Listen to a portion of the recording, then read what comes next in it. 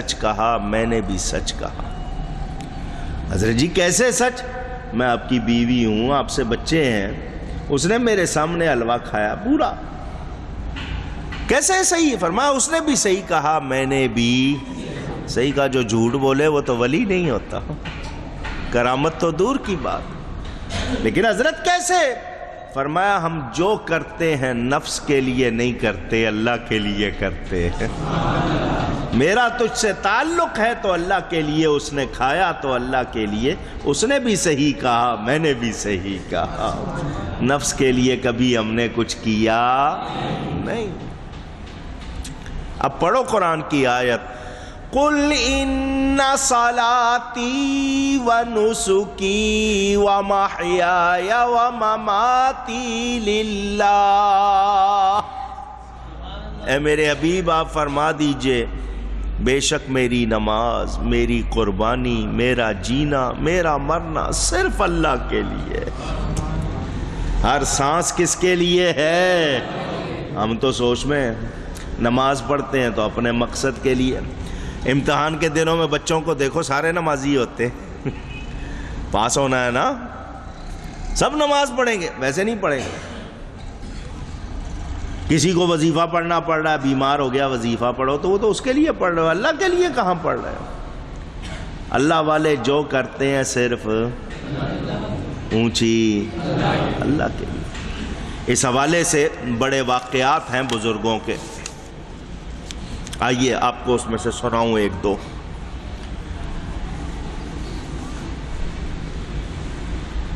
بزرگوں کے حوالے سے یہ بات اس لیے سنا رہا ہوں تاکہ آپ کو تھوڑا سا احساس ہو اور معلوم ہو۔ حضرت شیخ ابو الحسن رحمت اللہ تعالی علیہ فرماتے ہیں میں پہاڑ میں گیا، وہاں مجھے پتا چلا پہاڑ میں ایک ولی اللہ ہے، بڑی تعریف سنی ان کی کہ پہاڑ میں رہتے ہیں، تو میں سفر کر کے ان کی زیارت کے لیے گیا، وہاں میں نے رات گزاری۔ رات کو میں نے سنا کہ وہ اللہ کی بارگاہ میں دعا کرتے ہوئے، زاری کرتے ہوئے عرض کر رہے تھے، اے اللہ تجھ سے بعض تیرے بندوں نے یہ چاہا کہ دنیا ان کے قابو میں آ جائے، تسخیر خلائق، لوگ ان کے پیچھے ہو جائیں۔ کچھ لوگ وظیفے پڑھتے ہیں نا، ہمارے پیچھے زیادہ لوگ ہو جائیں، زیادہ چاہنے والے ہو جائیں، نام زیادہ ہو جائے، تسخیر کے وظیفے پڑھتے ہیں۔ تو نے ان کی مراد پوری کی۔ کچھ نے مال مانگا، تو نے ان کی مراد پوری کی۔ مولا میں تجھ سے یہ کہتا ہوں، وہ تو لوگ کہتے ہیں نا کہ لوگ ہمارے پیچھے زیادہ لگیں، میں یہ کہتا ہوں تو اپنی مخلوق کو مجھ سے دور رکھ، اپنے بندوں کو مجھ سے دور رکھ، تاکہ ہر وقت میں صرف تجھے یاد کروں۔ یہ جو بندے آ جاتے ہیں میری توجہ بٹاتے ہیں، ان کی طرف دھیان لگانا پڑتا ہے۔ میں چاہتا ہوں کوئی مجھے جانے نہیں، پہچانے نہیں، کوئی میرے قریب بھی نہ آئے، ہر وقت تجھے یاد کروں۔ صبح ہوئی تو میں ان اللہ والوں کے پاس گیا کہ لوگ تو تسخیر خلائق مانگتے ہیں، وظیفے پڑھتے ہیں، محنت کرتے ہیں کہ دنیا میں ان کی شہرت ہو، لوگ ان کے پیچھے لگیں، اور آپ اس بات سے نفرت کرتے ہیں۔ انہوں نے فرمایا بیٹا تم سخر لی، اللہم سخر لی، یا اللہ اس کو میرے تابع کر دے، میرے قابو میں کر دے۔ میں یہ کہتا ہوں اللہم کن لی، یا اللہ صرف تو میرا ہو جا، یا اللہ تو میرا ہو جا۔ سن جب رب تیرا ہو جائے گا تو باقی کیا رہ جائے گا؟ پھر سب تیرا ہو جائے گا۔ وظیفے پڑھ کے لوگوں کو گھیرنا کوئی کمال نہیں ہے، رب کے ہو جاؤ پھر سب۔ سمجھانے کے لیے میں نے ایک واقعہ کئی مرتبہ سنایا ہے، فرمائش پر لوگ سنتے ہیں، آیا ہے پھر سنا دیتا ہوں۔ ہارون رشید عباسی دور کا بادشاہ، اس کے بارے میں یہ بتایا گیا، محل کے اس کے خادم تھے، خادمائیں تھی، رکھے ہوئے تو بادشاہ تھا۔ ایک دن اس نے اپنا محل سجایا، بہت کچھ انعامات رکھے، بہترین آرائش سجاوٹ کی، سب کے سب خادم خادمائیں موجود تھے، سب کہہ رہے تھے بہت اچھا بہت اچھا۔ اس نے دیکھا کہ سب کے سب للچائی نظروں سے چیزوں کو دیکھ رہے۔ بادشاہ تھا، کہنے لگا جس کو جو چیز پسند ہو وہ اس پر ہاتھ رکھے۔ ایک آگے بڑھا، اس نے فانوس پہ ہاتھ رکھ دیا، کسی نے برتن پہ، جس پہ ہاتھ رکھتا تھا وہ کہتا تھا تو لے جا۔ لوگوں نے لینا شروع کر دیا، بادشاہ مہربان ہوا، چیزیں مل رہی ہیں۔ ایک کنیز کھڑی ہوئی تھی پاس، خادمہ، وہ آگے نہیں بڑھ رہی، تو اس نے کہا تو کیوں نہیں جاتی، کسی چیز کو تو بھی پسند کر لے۔ اس نے کہا میں جس چیز پر ہاتھ رکھوں گی آپ مجھے دیں گے؟ اس نے کہا دوسرے رکھ رہے ہیں، دے ہی رہا ہوں نا۔ اس نے کہا نہیں میں ہاتھ رکھوں گی مجھے ملے گا۔ اس نے کہا، اس نے بادشاہ پہ ہاتھ رکھ دیے، خود کس پر ہاتھ رکھ دیا؟ بادشاہ پر۔ بادشاہ نے کہا اتنی چیزیں رکھی ہیں تو نے ان میں سے کسی پہ؟ ان کا یہ تو بیوقوف ہے، ان کو سمجھ میں نے آپ پر ہاتھ رکھا، اگر آپ میرے ہو گئے تو یہ چیزیں بھی میری ہو جائیں گی، یہ خادم بھی میرے ہو جائیں گے، سب کچھ میرا ہی ہو جائے گا، سب کچھ۔ تو جس کو رب مل جائے، جس کو اور رب بازاروں میں نہیں ملتا، اللہ والوں کے پاس جائیں تو ملتا ہے، اور اللہ والوں کی دوڑ کہاں؟ اللہ تک۔ اللہ اللہ کیے جانے سے نہ اللہ ملے، اللہ اللہ کیے جانے سے نہ اللہ ملے، اللہ والے ہیں جو اللہ سے ملا دیتے ہیں۔ اللہ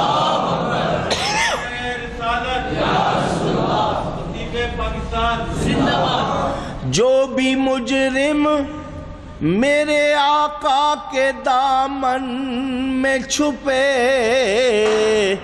عرش والے اسے جنت کی سزا دیتے ہیں۔ سوچو، دنیا کے لیے طلبگار بنے، دنیا کی چیزیں فانی ہیں، اس کو چاہو کہ وہ مل جائے تو پھر سب کچھ اونچی۔ اللہ تعالیٰ نے جب اپنی کائنات بنائی، اپنی مخلوق کو دکھائی کہ یہ سب میں نے بنایا، تو ہر ایک نے اپنی مرضی کی صنعت اختیار کی۔ میں یہ کروں گا، کسی نے کہا میں کاروبار کروں گا، کسی نے کہا میں یہ لکڑیوں کا کام، کسی نے کہا لوہے کا کام، ہر ایک کو جو پسند آیا۔ بعض بندے ایسے تھے، انہوں نے کہا یا اللہ ہمیں ان میں سے کوئی شے پسند نہیں۔ اللہ نے انہیں عبادت، طاعت اور اولیاء کے مقامات دکھائے، تو انہوں نے کہا یا اللہ ہمیں صرف تیری عبادت پسند ہے، صرف تیری، اونچی کہیے، خالص تھے، یہ نہیں کہ اوپر اوپر سے، خالص تھے، پیور۔ اللہ نے فرمایا سنو، اگر تم نے میری عبادت کو پسند کیا ہے تو میں بھی وعدہ کرتا ہوں اپنے بندوں کو تمہارے تابع کر دوں گا، وہ دنیا میں تمہارے لیے خادم ہوں گے، قیامت میں تمہارے خدام اور تمہارے پہچاننے والوں کی بھی شفاعت ہوگی۔ وہ قبول کروں گا تو جو اولیاء سے نسبت رکھتے ہیں خالی رہتے نہیں، تو پھر اولیاء کا مقام کتنا ہوگا؟ اولیاء کا مقام، حضرت سیدنا غوث اعظم رضی اللہ تعالی عنہ نیم روز، مشہور ہے یہ ریاست تھی نیم روز، نیم آدھے کو کہتے ہیں روز، دن کو، آدھے دن اس کی پوری ریاست آدھے دن میں گھومی جا سکتی تھی. اس نے حضرت غوث پاک کو چٹھی بھیجی، حضرت جی ایک مرتبہ آ جاؤ میری ریاست میں، ایک مرتبہ آپ قدم رکھ دو یہاں پر، ساری یہ ریاست آپ کے لنگر کے لیے وقف کر دوں گا. جو آپ کا آستانہ ہے اس کے لنگر کے لیے نیم روز. غوث پاک نے جواب بھیجا. ہمیں کسی کو کہتا تو ہم تو کہتے یار چلو لنگر ہی ہے نا، لوگوں کو کھلانے کا ہے، تو ہم تو یہ کہتے ہیں. لیکن غوث پاک نے کیا جواب دیا؟ فرمایا تو آدھے دن نیم روز کی بات کر رہا ہے، مجھے جب سے نیم شب آدھی رات جاگ کر اللہ سے باتیں کرنے کا موقع ملا ہے، یہ کائنات میرے سامنے کچھ بھی نہیں ہے. جو مزہ اس میں آتا ہے وہ کہیں اور. تو ان اللہ والوں کو اللہ کی رضا کے سوا اور کچھ مطلوب نہیں. عبادت کیا ہے اس کے حوالے سے سمجھا رہا ہوں. اصل کیا ہے؟ زندگی ہماری پوری اللہ کی عبادت کے لیے ہونی چاہیے، پھر سارے کام عبادت بن جائیں. سونا بھی عبادت بن جائے گا، جاگنا بھی، کھانا بھی، پینا بھی، کمانا بھی، سیر کرنا بھی، سب عبادت بن جائے گا، کیونکہ عبادت کے لیے آپ کو اس کی ضرورت ہے. تو یاد رہے مقصد عبادت سمجھیں. ہم تو صرف ضرورت، مشکل آ جائے تو وظیفہ پڑھتے ہیں، ورنہ کوئی یاد کرتا نہیں. اللہ تعالیٰ توفیق دے. اللہ کے سوا کوئی ہمارا معبود اونچی. اللہ کے کتنے بندے ہیں کوئی بتائے؟ پوچھ رہا ہوں، کوئی جواب تو دو. ہیں؟ سب اللہ کے بندے ہیں. ٹھیک ہے، گنتی ہو سکتی ہے؟ حضرت آدم سے لے کر آخر تک گنتی ہو سکتی ہے؟ وہ کسی کو بھولتا ہے؟ اس کے اتنے بندے ہیں جو گنے جا سکتے، وہ کسی کو نہیں بھولتا. ہمارا تو ایک ہی اللہ ہے، ہم اس کو بھولے ہوئے ہیں. نہیں سمجھے؟ سوچیں. کوئی آپ کے لیے تھوڑا سا مہربانی کرتا ہے، آپ اس کو 10 بار پوچھتے ہیں. جس رب نے سب کچھ دیا ہم اس کو بھولے ہوئے. اسی لیے حضرت سلطان باہو کیا فرماتے ہیں؟ جو دم غافل سو دم کافر. دم کے معنی سانس کے. اگر کوئی سانس آپ نے اللہ کو بھولے سے لیا ہے تو وہ کفر میں گزرا ہے. یہ ہے اللہ والوں کا طریقہ. جو دم غافل سو دم کافر، مینو مرشد اے ہو پڑھایا ہوں.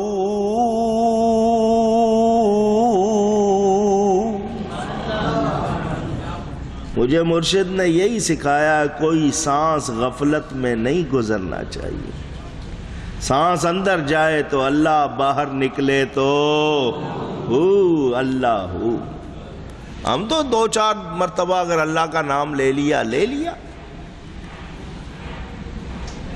وہ مشکل آ جائے تو نکالو بھئی تسبیح پڑھنی ہے، ورنہ پتہ ہی نہیں. اور وہ اللہ والے جیتے ہی اللہ کے لیے، ان کا جینا مرنا اللہ کی. سمجھ آئی؟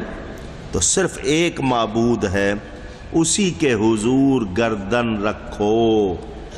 جب یقین ہے، کوئی شبہ ہی نہیں ہے، ہمیں ساری نعمتیں اسی نے دی ہیں، ہمارا معبود وہی ہے، تو اس کو خالص کر لو اور اپنے آپ کو اس کا فرما بردار بنا لو. اس کو کچھ نہیں چاہیے تم سے، تم اس کا کہنا مانو، وہ تمہیں نوازتا ہے. تم ایک بار اس کو پکارتے ہو، وہ خود فرماتا ہے بندے تو میری طرف بالشت آتا ہے، میں پورا ہاتھ آتا ہوں. تو میری طرف چل کے آتا ہے، میں دوڑ کے آتا ہوں. سمجھنے کے لیے بات کی ہے. اللہ جسم جسمانیات سے پاک. کیا مطلب؟ تھوڑا سا اس کی طرف آئے اس کی رحمت گھیرے میں لے لیتی ہے، کوئی آئے ہی نہیں۔ تو علامہ اقبال نے بھی کہا تھا نا، ہم تو مائل بکرم ہیں کوئی سائل ہی نہیں۔ بے نیازی اس کی شان ہے اور بے نیاز ہم بنے ہوئے ہیں۔ اللہ والوں کی باتیں۔ حضرت نظام الدین اولیاء محبوب الہی جن کا عرس ہو رہا ہے، ان کے چہیتے لاڈلے تھے امیر خسرو، ابو الحسن امیر خسرو۔ 12 بادشاہوں سے تعلق تھا، بڑے قابل عالم۔ بادشاہ نے کہا حضرت صاحب سے ملنا ہے، وہ ملتے نہیں ہیں، ملوا دو ملوا دو۔ بادشاہ کہہ رہا ہے، سوچ میں پڑ گئے، اچھا ایسا کرنا، بتانا نہیں ان کو، ہم آئیں گے رات کے وقت، اچانک ملوا دینا۔ بہت اچھا، پیار حضرت سے تھا بہت، چھپا نہیں سکے، بتا دیا۔ حضرت بادشاہ نے اس طرح ارادہ کیا رات کو وہ آئے گا، میں نے اس سے کہہ دیا۔ فرمایا تو نے وعدہ کیا، میں نہیں ملوں گا، جو حکم حضور، آپ سے چھپا نہیں سکتا تھا، بتا دیا۔ بادشاہ آیا رات کو، اس دروازے سے بادشاہ آیا، دوسرے دروازے سے حضرت صاحب دوسری طرف چلے گئے۔ بادشاہ کو جلال آ گیا، خسرو تم سے وعدہ ہوا تھا بتاؤ گے نہیں، اچانک ہوگی بات، بتا دیا، تم نے ہمارا راز فاش کیا، بادشاہ کا راز۔ تو خسرو تھے، کہنے لگے تیرا راز فاش کرنے سے جان جاتی ہے، حضرت سے چھپاتا تو ایمان چلا جاتا۔ میں اپنے پیر سے چھپا سکتا، جو سزا دینی ہے دے لے، میں ان سے چھپا سکتا۔ پیر سے محبت ہو جائے تو انسان کو وہ پھر وہ کمال مل جاتا ہے، تو بارگاہ الہی کا سبق حاصل ہو جاتا ہے۔ آج ہم لوگ صرف غرض کے بندے ہیں، ضرورت کے بندے ہیں، خواہشات کے بندے ہیں۔ اللہ کی عبادت خالص کر لو، سچے پکے بندے بن جاؤ، انشاءاللہ بیڑا۔ اللہ فرماتا ہے وَبَشِّرِ الْمُخْبِتِينَ، محبوب خوشخبری سنا دو عاجزی کرنے والوں کو۔ یہ جو اللہ کا کہنا مانتے ہیں، عاجزی کرتے ہیں، زاری کرتے ہیں، ان کو کیا سنا دو؟ کیا سنا دو؟ کیا مطلب؟ رحمتوں کی خوشخبری کہ تم نے اللہ کا کہنا مانا، اب اتنی رحمتیں ملیں گی شمار نہیں کر سکو گے۔ کہنا اللہ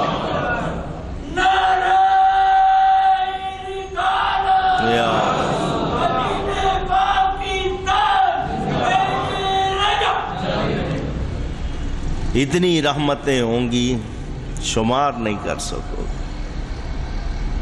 تو اللہ کا کہنا مانو، پھر دیکھو کتنی رحمتیں ملتی ہیں۔